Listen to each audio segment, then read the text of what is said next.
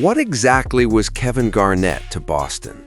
The final puzzle piece, or the man who taught the Celtics how to be the Celtics again? If you just casually skim through the memories of 2008, it's easy to shrug and say, just another super team hoarding stars to buy a ring.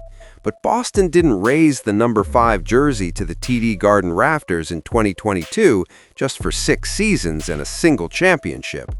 In a franchise that worships its past and gatekeeps its history as fiercely as the Celtics, basketball immortality demands a much steeper price. If you crave authentic Hoops history told the right way, subscribe to the Hoops Ledger, because KG's legacy shouldn't be compressed into a neat little highlight package, ending with him screaming, "Anything is possible!" By the end of this, we are going to definitively answer a much sharper question. Is Kevin Garnett a Boston great because he brought them Banner 17, or because he made the Celtics worthy of Banner 17 again? A shock to the belief system. Here's to Garnett. Garnett inside, backs it in! People usually frame the 2008 Celtics as a perfect math equation. Ray Allen arrives, Kevin Garnett joins, Paul Pierce stays, Rajon Rondo matures, Doc Rivers coaches, and Tom Thibodeau builds a defensive wall. Everything just clicked. That narrative isn't wrong, but it's painfully superficial. There are teams that hoard a locker room full of talent and never evolve into true champions. There are teams that execute a system but completely buckle under the psychological weight of an iconic logo.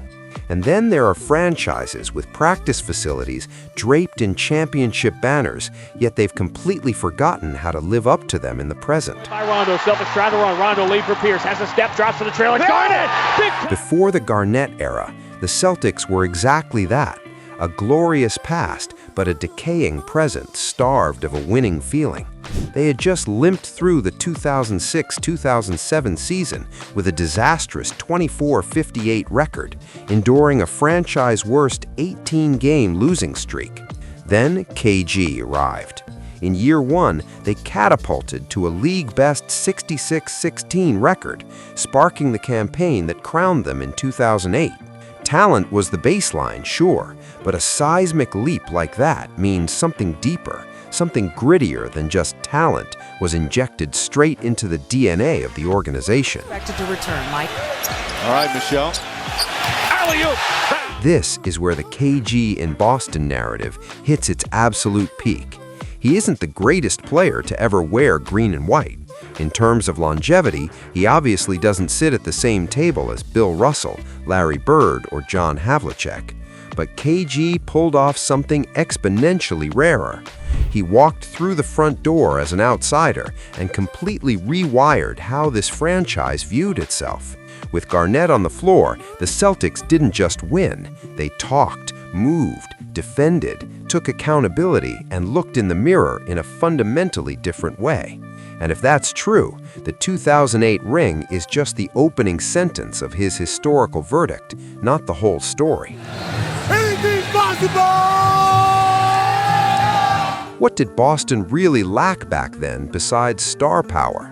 A 24-58 team doesn't just need points or rebounds. They needed a moral shock. They needed a violent jolt to their competitive standards that could shatter complacency and replace it with extreme, desperate urgency. Ray Allen was a massive part of that shift. So was Rondo's coming of age. The depth provided by James Posey, Eddie House, P.J. Brown, Leon Powell, and Kendrick Perkins is undeniable. But people treat the Big Three like a seamless addition problem, forgetting that every great machine needs a nuclear reactor. For the 2007-2008 Boston Celtics, that reactor was Kevin Garnett. KG lays it down, Shaq lays it in. Years later, Doc Rivers stated flatly that KG changed the culture of this franchise, noting that its remnants survived long after Garnett left town. A head coach who trudged through the 24-58 mud and summited the 66-16 peak understands the sheer gravity of the word culture versus empty box score stats.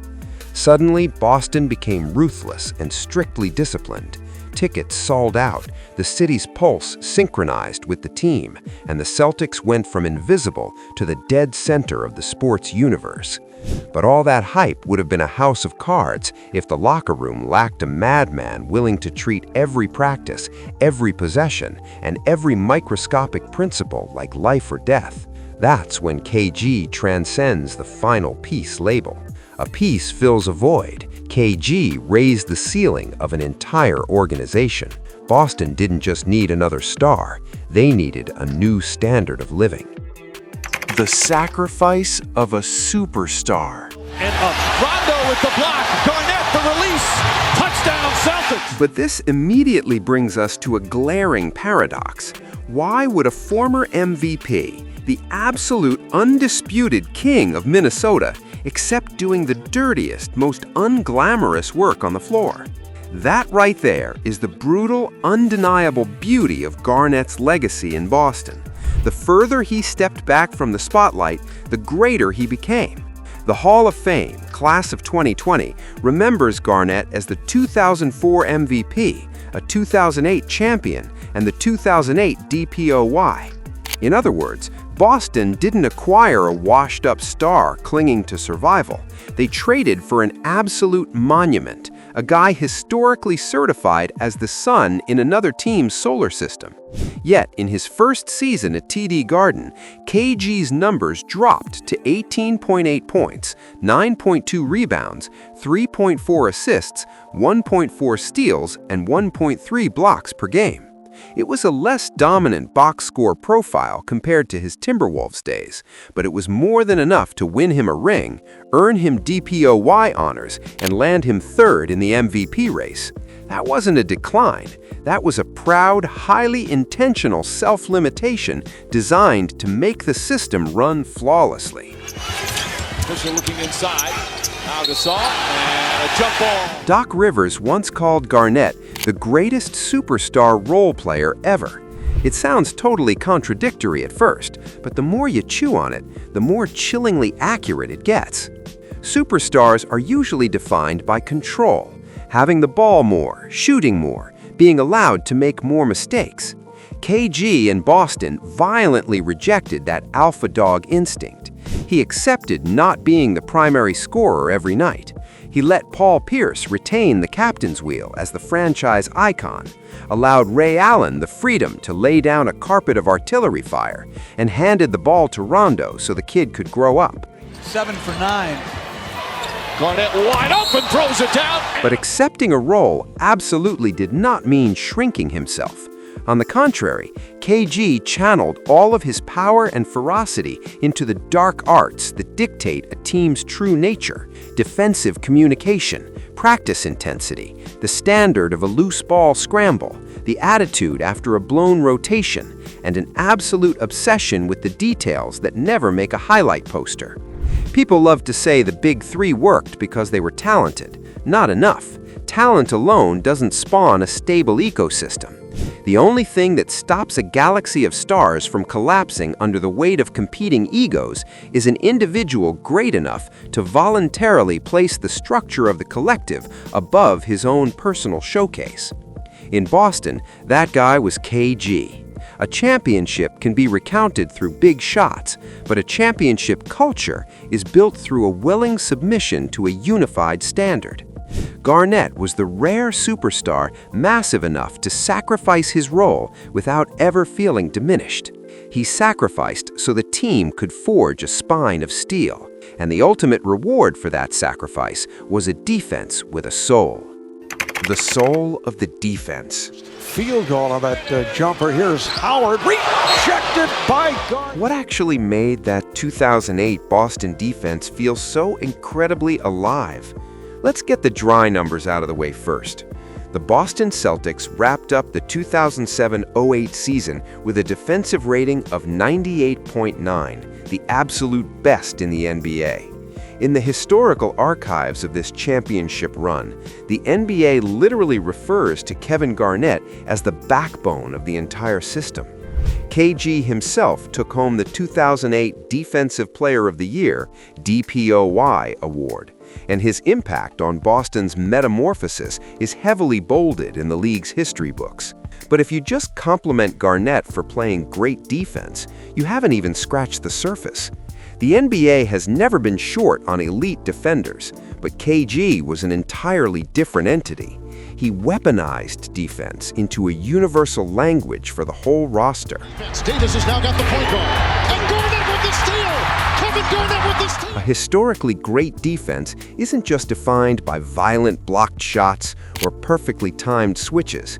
It lives in the ability to connect 5 guys on the floor so they process a live possession with one shared brain.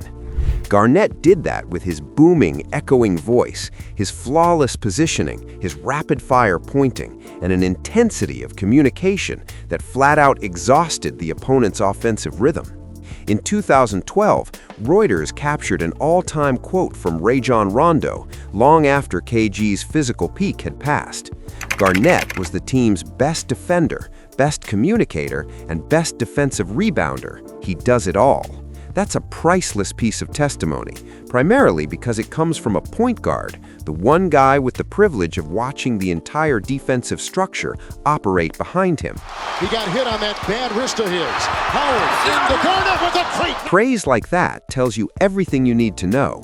KG's real legacy doesn't live in flashy highlight reels. It lives in the invisible, suffocating pressure he projected, making every teammate understand that if they relaxed for even a half step, the entire system would take it as a personal insult. We usually remember legends by their scoring averages because points are easy to count and easy to package into a legacy. But some guys write history by hardwiring a specific mindset into their teammates. You never throw away a single possession. That 2008 DPOY trophy was just the tip of the iceberg. The submerged truth is that the Celtics began communicating on the floor with a defensive rhythm that felt almost like a moral obligation. They called out sets earlier, covered for each other more fiercely, closed out with a desperate sense of duty, and attacked every loose ball like it was a test of their manhood. That is exactly how KG injected his DNA directly into the Celtics' bloodstream. But once a team finds its defensive voice, the inevitable question follows: was that language powerful enough to put Boston back on the throne? Banner 17, the historical mandate. Makes his move on Gasol inside. Why was 2008 more than just another championship ring? Because for the Celtics, 2008 wasn't just about winning 4 playoff series. It was the exact moment an ancient empire reclaimed its rightful, arrogant identity. When Boston hoisted the 2008 Larry O'Brien Trophy after a 6-game bloodbath with the Lakers, they officially ended a grueling title drought that had haunted them since 1986. And because the bodies left on the battlefield belonged to the Los Angeles Lakers, the symbolic weight of that ring immediately ascended to a different stratosphere. It wasn't just a title, it was a ruthless reaffirmation of the historical pecking order between the NBA's 2 greatest superpowers. The devastating 131-92 Game 6 demolition to seal the series 4-2 remains, to this day, the largest margin of victory in a finals closeout game in NBA history. Some championships just bring the joy of winning. Others fundamentally realign the historical axis of a proud city.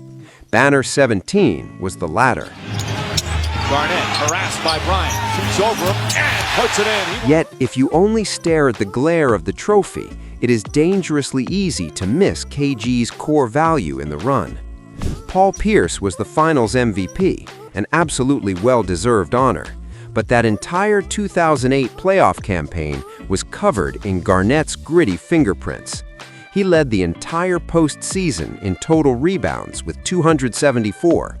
The NBA highlighted him as the anchor of the league's #1 defense and the ultimate spiritual pillar of the entire run.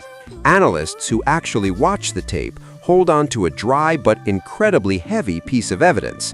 Pierce got the hardware, but Garnett owned the airspace. It's the kind of greatness that is easily forgotten because it doesn't fit the neat mold of the hero carrying the offense. But playoff basketball, especially Celtics brand playoff basketball, always demands an invisible layer of blue-collar labor, mastering your real estate, cleaning the glass, covering up mistakes, killing possessions, and holding the emotional line after every opponent's scoring run. In 2008, KG was the ultimate master of that labor. Back to Garnett, triple team momentarily. Tough shot, it's good. And don't forget the most insane detail of all. In Game 4 of the finals, the Celtics were down by 24 points to the Lakers, only to engineer an impossible comeback and win 97-91. It stands as one of the greatest heists in NBA Finals history. That wasn't a tactical test anymore. That was a test of sheer nerve, absolute belief, and that innate swagger that great teams recognize in each other long before the final buzzer sounds. Because of that, Garnett's iconic "anything is possible" scream amid the falling confetti is often brushed off by casuals as just a spontaneous burst of raw emotion. But if that's all you think it was, you are vastly underestimating both the man and the team. That primal roar was the logical conclusion of a total metamorphosis, leaping from the gutter of 24-58 to a dominant 66-16, transforming from a lost roster into a squad with a terrifying identity, and evolving from a franchise begging for its past into an empire worthy of its history once again. The year 2008 is the ironclad proof, but it isn't the entire story. Because right there at the summit, a massive paradox reveals itself. Sometimes, to truly measure the greatness of a legend, you have to look at the exact moment he isn't there. The measure of absence. Garnett aggressive, looking for a shot early, gets inside, and the finish. What happens when the lighthouse of your identity goes dark? The 2009 season answered that question in the cruelest language sports has to offer: absence. On paper, the 2008-09 Celtics still finished with an imposing 62-20 record, securing the top spot in the Atlantic Division. They still looked every bit the part of a championship contender. But disaster struck in February 2009 when Garnett went down with a right knee injury. The media instantly sensed the impending doom, reporting he would likely miss the entire postseason, and sure enough, he was forced onto the operating table the moment the campaign ended. Reflecting on this the following season, Reuters emphasized that the injury forced KG to sit out 25 games, including the entire do-or-die playoff stretch. The Celtics organization itself later bitterly admitted that the injury robbed the C's of a proper title defense. Sometimes history whispers, but in 2009 it screamed a brutal truth in our faces. You only truly understand the perfection of a structure when its most vital load-bearing pillar is ripped away. 40%, you gotta be able to pick that pace up. Now this tempo playing right into the hands of the Boston. People love to box Kevin Garnett's Boston legacy exclusively into the blinding light of that 2008 championship run, but that's selling him short. It was the twilight years that truly measured the terrifying depth of his impact. In 2010, the Celtics willed themselves back to the NBA Finals, dragging the Lakers into a blood-soaked Game 7. In 2012, they scrapped their way to the Eastern Conference Finals, pushing the Miami Heat to the absolute brink before bowing out in 7 games. Keep in mind, this wasn't the peak physically transcendent KG of 2008. This was a post-surgery Garnett, carrying the heavy mileage of age and physical erosion. Yet listen to what Rajon Rondo said in 2012. Garnett was still the team's best defender, its best communicator, and its #1 defensive rebounder. Meaning, even when his legs could no longer physically dominate the game the way they used to, the Celtics still relied on him as their untouchable cultural motherboard. But he just keeps getting better as he gets older. Alley-oop to Garnett. This is the glaring blind spot for those who only view basketball through the cold lens of a spreadsheet. When evaluating a legend, stat nerds always cross-examine the resume. How many prime years? How many rings? How many All-NBA nods? Those are valid metrics. But sometimes the most cutting question you can ask is, when he walked away, what did the franchise actually lose? With KG gone, Boston didn't just lose a big man in the paint. They lost the emotional heartbeat of the locker room. They lost the blaring emergency siren of their defense. They lost the mirror that made any sloppy play feel like a profound embarrassment. KG's absence proved he wasn't just roster personnel, he was the infrastructure itself. But if his entire legacy stopped at pure basketball mechanics, he might not have ascended to a Celtics legend in the truest, most sacred sense of the word. So what exactly does a superstar have to surrender to stop just playing for the Celtics and start actually belonging to their bloodline? Learning to wear the green. Kicks it back out. Posey for three. Back of the rim. Garnett on the... A star can parachute into Boston as a high-priced mercenary, but how does he weave himself into the actual marrow of the Celtics?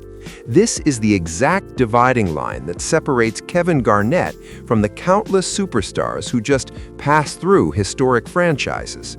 Sports Illustrated published a classic Q&A back in 2008, where KG recounted his very first day stepping foot in Boston. He listened to the suffocating weight of the franchise's past and immediately felt an obligation, a profound, inescapable responsibility to live up to the legacy he had just inherited. That is a watershed confession. Because the Celtics have never just been a basketball team. They are an institution of memory. And not every star who comes to town is willing to bow their head and submit to that historical assembly line.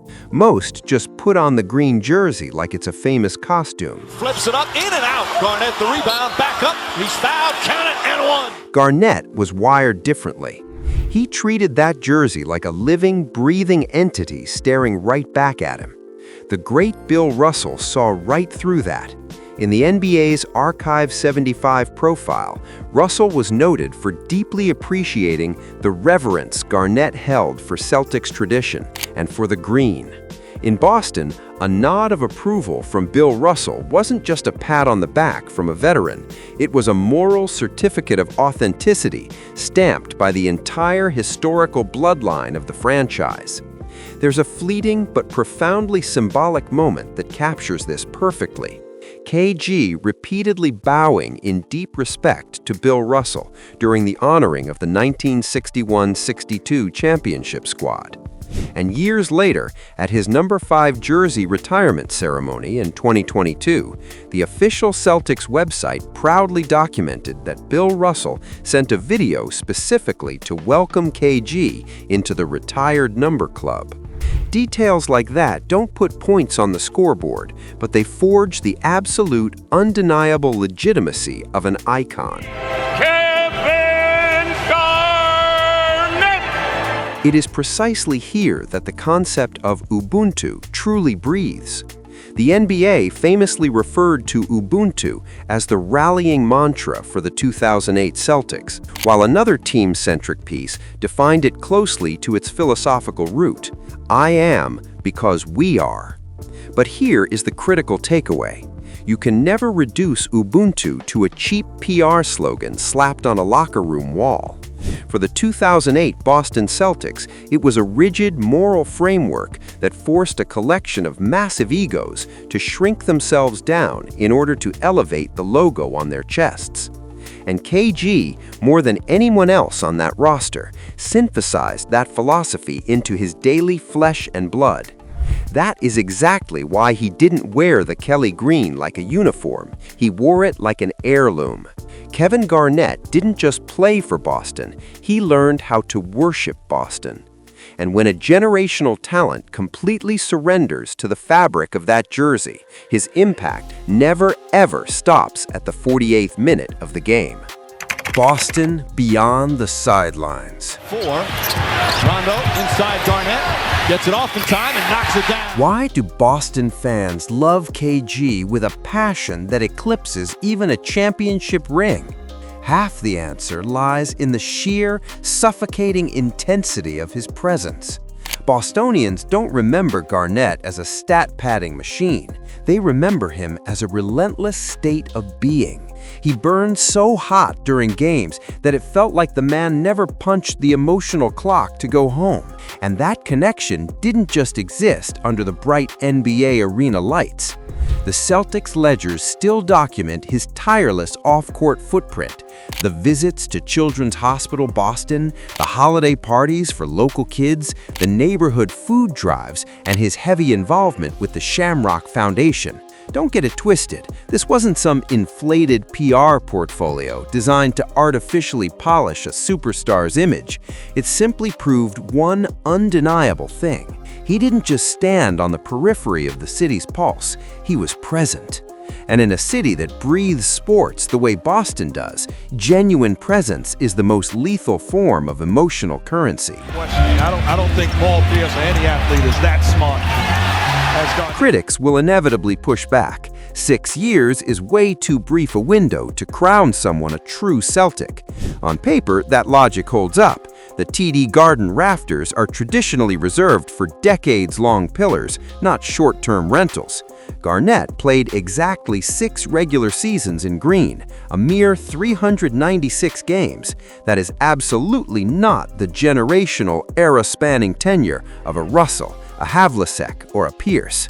But the love Boston pours out for him has never carried the polite, transactional vibe of welcoming a high-profile tourist. It is the raw, visceral love reserved for a seismic force of nature that permanently altered the temperature of the city overnight. That's exactly why his jersey retirement ceremony didn't feel like a stiff, corporate tribute. It was as frantic and tear-jerking as welcoming a blood relative back home. One detail strips it all down to the studs. On the night number 5 went up to the rafters, the evening wasn't just a shrine to his ego. Instead, the Shamrock Foundation actively turned the event into a fundraising campaign for the Dana-Farber Cancer Institute. I'm not trying to overly romanticize a charity drive, but it perfectly encapsulates what Boston always felt with KG. The unfiltered authenticity, the genuine care beneath the intense exterior, and the undeniable reality that he didn't return simply as a retired veteran looking to collect applause. He came home. The math here is incredibly simple. Boston doesn't just miss a basketball player, they miss a presence. And that leads us straight into our final question. How does a fleeting 6-year window kick open the doors of immortality in one of the most arrogant, gate-kept franchises on Earth? Immortalizing number 5. His way on Jeffries. And it's Garnett with the shot. He scores! What makes 6 years enough for eternity? The jersey retirement ceremony on March 13, 2022 was the ultimate verdict. That decision wasn't birthed by media pressure or mob rule. It came straight from the Celtics brass. A franchise notoriously stingy with its basketball immortality deliberately chose to carve Garnett's name into the sacred airspace of the TD Garden. The moment the 2021-22 schedule dropped, they red-circled that night as a historical milestone, with the official Celtics website later crowning it the ultimate honor. Those words were chosen with surgical precision. It confirmed a foundational truth. Boston didn't view KG as a guy who merely rented a room in their history. They honored him as a man who personally rewrote it. Anthony. Jeffries trying to throw it down low. If you put everything on the scale, KG's Boston resume is overwhelmingly heavy, even on paper. The 2008 DPYO, the beating heart of the NBA's #1 defense, a 2008 NBA champion, the undisputed rebound king of that entire 2008 playoff run, a class of 2020 Hall of Famer, and now number 5 hanging in the rafters. But again, if you only read the CV, you will never truly understand the city's obsession with the man. In this town, legendary status isn't just weighed in gold trophies or commemorative plaques. It is measured by how you rewired the entire franchise's approach to the game, how the locker room dissected its failures, how grown men defined accountability, and how the fans nodded in the stands and said, yes, this is Celtics basketball. Garnett for the lead. Doc Rivers distilled it perfectly when he dubbed KG the greatest superstar role player ever, and bluntly stated he changed the culture of this franchise. Those quotes are the master key. They don't just describe a guy who was just really good at putting a ball through a hoop. They expose a fundamental cultural architect. There will always be background noise demanding that a Celtics legend needs to stick around longer, hoard more rings, and bleed on the parquet for more than 6 seasons. I totally respect that perspective, but here's where I stand. If you can single-handedly reconstruct how an empire views itself, you are not just a champion of that empire, you have become its soul. Number 5 wasn't hoisted to the roof just because Kevin Garnett was a superstar or because he was a generational talent. Number 5 reigns up there because KG taught the Celtics how to survive. Let's circle back to the jagged question we posed at the top of the video. Is Kevin Garnett a Boston great because of Banner 17 or because he made the Celtics worthy of Banner 17 again? Quarter. Pretty quick pace to this game. Garnett again. Here is my definitive answer. Banner 17 is the blinding peak of KG's legacy in Boston, but it is absolutely not the totality of it. His greatest asset was waking up the dormant identity of the modern Celtics, the psychotic defensive grit, the militant accountability, the ironclad emotional discipline, the absolute reverence for the green jersey, and the profound realization that playing for Boston means carrying the weight of a brutal standard, not just flexing a famous logo. The 2008 trophy is the ironclad proof of the Celtics' return, but Kevin Garnett is the reason that return actually had a soul. To put it as bluntly as possible, KG didn't become a legend simply because he delivered wins. He became a legend because he taught this city how to live like Celtics again. And right at that exact intersection, he walked into the pantheon of true immortals. If you crave sports stories that dig this deep down to the roots, make sure to subscribe to the Hoops Ledger.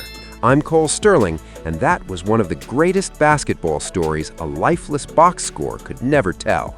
Have a great day, and I'll see you in the next video.